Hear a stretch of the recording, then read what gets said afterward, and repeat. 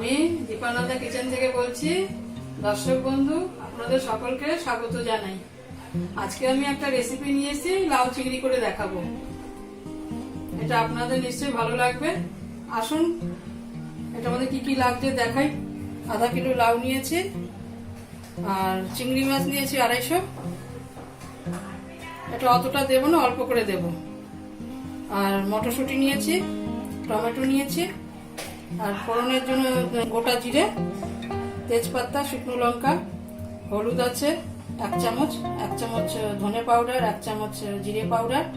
জিরে পাউডারটা একটু কম আছে, 1 চামচের কম আছে। কাঁচা লঙ্কা দেবো 2টো, চিড়ে নিয়েছি এরকম। আর আদা বাটা আছে, আর স্বাদ অনুসার চিনি আছে, নুন আছে স্বাদ অনুসার।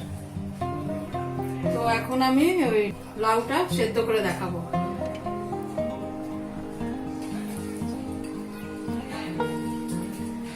জল টল কিছু দিলাম না, জল বেরিয়ে যাবে। এখন লাউটা সেদ্ধ হয়ে গেল। 2 মিনিটের জন্য সেদ্ধ করেছিলাম, 2 মিনিটের জন্য।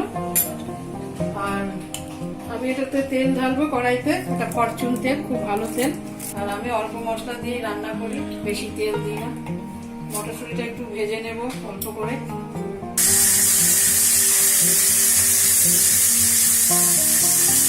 মটরশুঁটিটা সেদ্ধ করে নিলেও হয়, আর অল্প করে ভেজে নিলেও হয়। ভেজে নিই।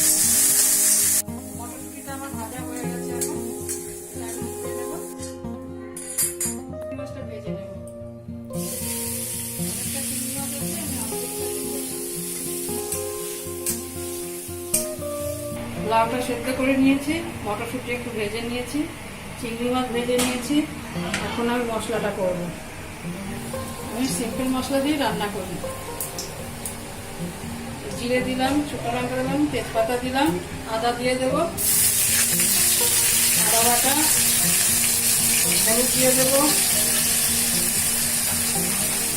ধনে পাউডার দিয়ে দেব, জিরে পাউডার দিয়ে দিলাম, কাঁচা লঙ্কা দিলাম।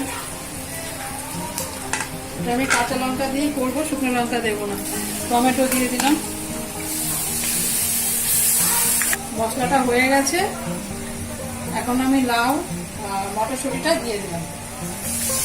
এটা রান্না করতে 20 মিনিট টাইম লাগবে।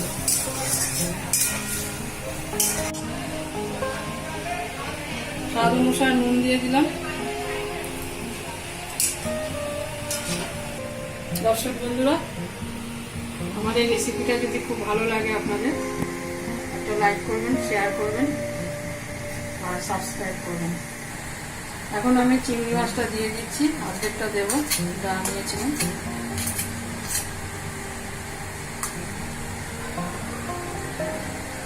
স্বাদ অনুসার ধনে পাতা দিয়ে দেবো, একটু চিনি দিয়ে দেবো।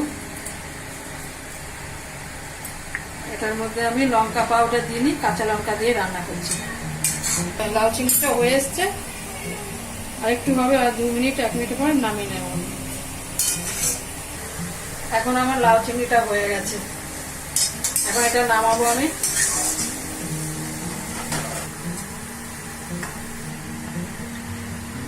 লাউ চিংড়ি কমপ্লিট। এখন আমি গার্নিশ করার জন্য ধনে পাতা ছড়িয়ে দেবো।